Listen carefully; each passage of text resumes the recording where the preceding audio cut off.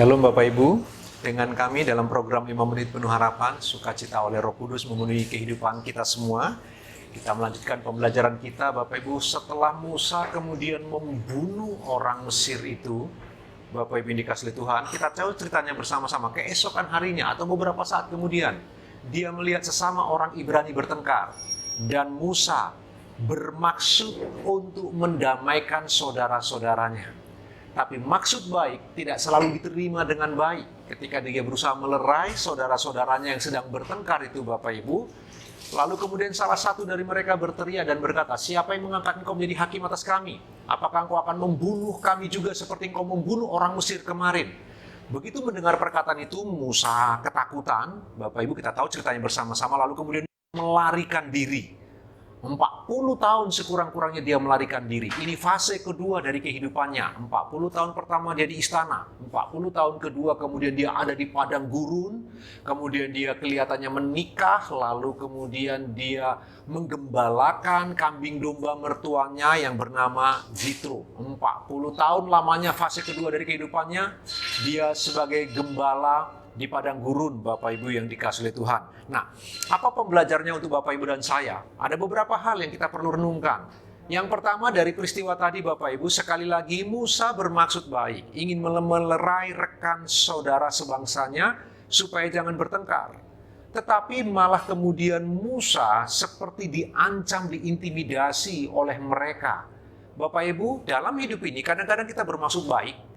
Bukan hanya maksud baik, tetapi yang kita lakukan adalah benar. Tapi tidak semua orang bisa menangkap maksud baik kita, bisa menangkap apa yang benar menurut kita, Bapak Ibu yang dikasihi Tuhan, dari pandangan mereka. Itu sebabnya kita perlu berhati-hati, Bapak Ibu. Tetapi pembelajaran yang kedua, Bapak Ibu, justru melalui Musa lari. Kemudian dia mungkin hidup jauh lebih sulit. Biasa hidup di istana, sekarang di padang belantara. Biasa hidup nyaman dan berkecukupan, sekarang mungkin ada banyak kekurangan, ada banyak kesulitan Bapak Ibu. Bayangkan menjadi gembala di padang gurun 40 tahun. Sementara 40 tahun sebelumnya hidupnya begitu nyaman, begitu enak, semua fasilitas terpenuhi. Jadi bagi Musa ini mungkin peristiwa yang cukup sulit untuk dia jalani. Tetapi bagaimanapun, ini bagian dari rencana kekal Allah untuk membentuk Musa menjadi pribadi seperti yang Tuhan mau. Jadi, kadang-kadang dalam hidup ini Bapak Ibu, ketika kita melakukan sebuah kesalahan, lalu kemudian kita harus mengambil semua resiko dari kesalahan itu pun Tuhan izinkan.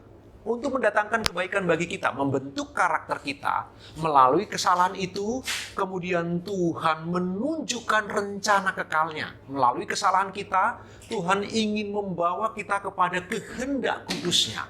Itulah yang terjadi atas Musa. Tidaklah kebetulan kemudian dia melarikan diri, lalu kemudian belajar bekerja dari nol lagi Bapak Ibu. Orang berkata begini, sebelumnya dia seseorang yang begitu hebat. Sekarang di padang gurun dia nothing, dia nggak punya apapun.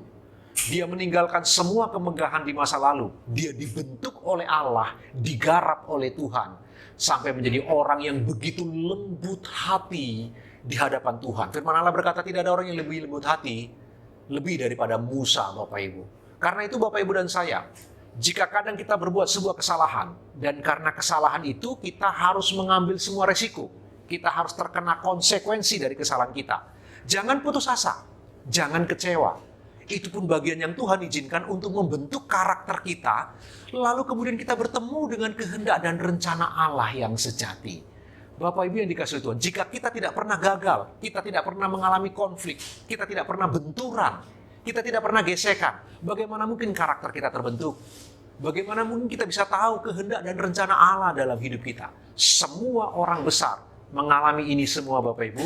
Semua orang besar mengalami benturan-benturan yang tidak mudah.